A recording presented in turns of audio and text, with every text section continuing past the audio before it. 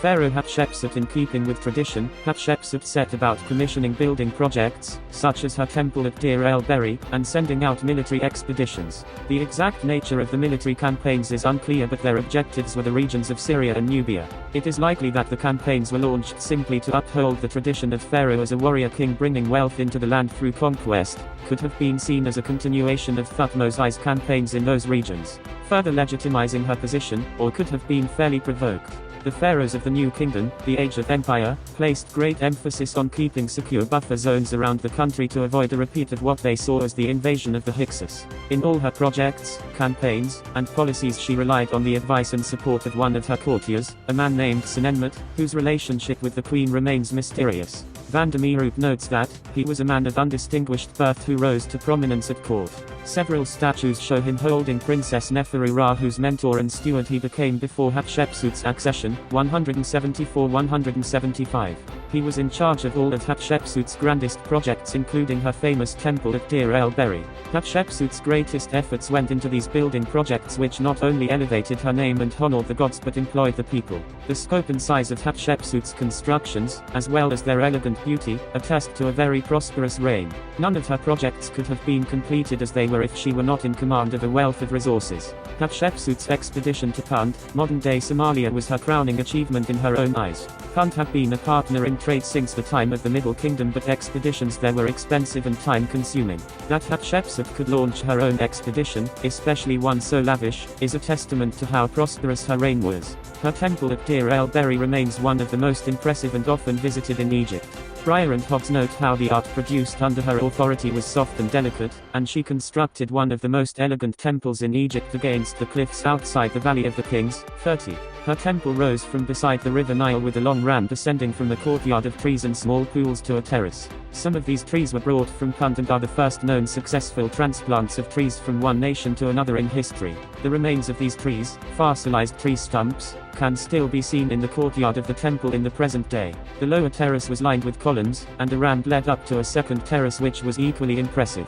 The temple was decorated with statuary, reliefs, and inscriptions, with her burial chamber carved out of the cliffs which form the back of the building. Hatshepsut's temple was so admired by the pharaohs who came after her that they increasingly chose to be buried nearby, and this necropolis came to eventually be known as the Valley of the Kings. Hatshepsut built on a grander scale than any pharaoh before her owned, except for Ramesses II, 1279-1213 BCE, none who came after. She had two enormous obelisks raised at Karnak in addition to those elsewhere, and, as noted, commissioned building projects throughout the country. So vast were her building projects, in fact, that there are few museums featuring ancient Egyptian art and artifacts in the present day which do not have some piece commissioned by Pharaoh Hatshepsut.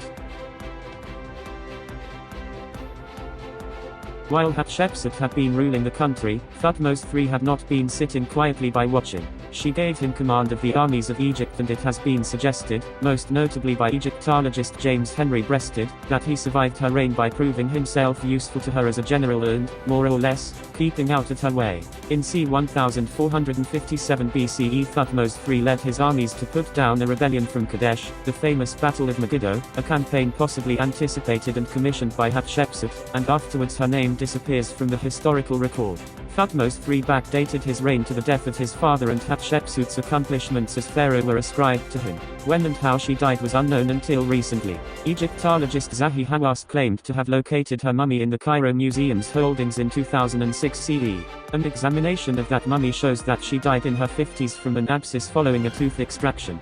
Thutmose III went on to become a great pharaoh known now as the Napoleon of ancient Egypt for his brilliant military victories. Later in his reign, he had all evidence of his stepmother erased from monuments and all evidence of her reign destroyed. Senenmut and Neferu Ra had both died long before, and there was no one at court, it seems, who had the power or inclination to change this policy. The wreckage of some of these works was dumped near her temple at Deir el-Bahri, and excavations brought her name to light along with the inscriptions inside the temple which Champollion was so mystified by. Although there have been many theories over the years as to why Thutmose III tried to blot Hatshepsut's name from history, the most likely reason was that her reign had been unconventional and departed from tradition.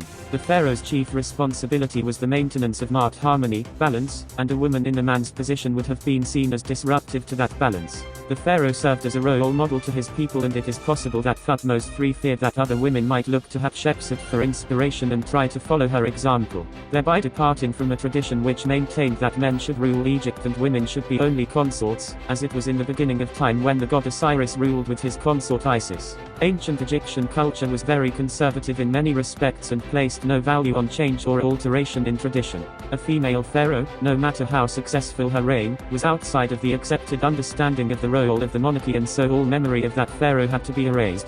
The Egyptian belief that one lives on as long as one's name is remembered, however, is exemplified in Hatshepsut. She was forgotten as the period of the New Kingdom continued and remained so for centuries. Once her name was found again by Champollion in the 19th century CE, and then by others throughout the 20th, she gradually came back to life and assumed her rightful place as one of the greatest pharaohs in Egypt's history.